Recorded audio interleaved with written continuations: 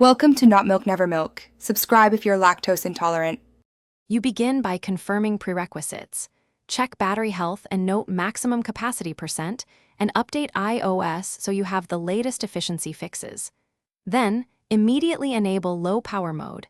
This reduces background activity and throttles peak CPU to save charge. Next, lower screen brightness and enable auto brightness to prevent unnecessary backlight drain. Once done, make sure background app refresh is off for non-essential apps, so nothing wakes and consumes power without your knowledge. You now focus on the complex middle steps. Restrict background app refresh and set location services to while using or never for large drain apps so they stop waking in the background. Adjust mail to fetch less often or manual so your phone avoids constant network use. Then set auto lock to 30 seconds and turn off unnecessary visual effects. Review battery usage by app to identify offenders. Uninstall or limit permissions for any app that consumes excessive energy, and once identified, monitor the change. You finish by adopting charging and usage habits that preserve capacity.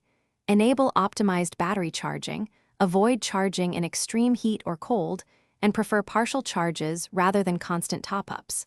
Calibrate occasionally by running the phone to shut down, then charging uninterrupted to 100% to improve level accuracy. Make sure to use original or certified chargers.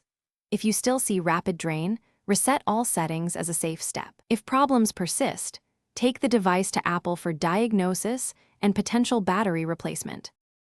Thanks for watching. If this was helpful, leave a like and consider subscribing. See you next time.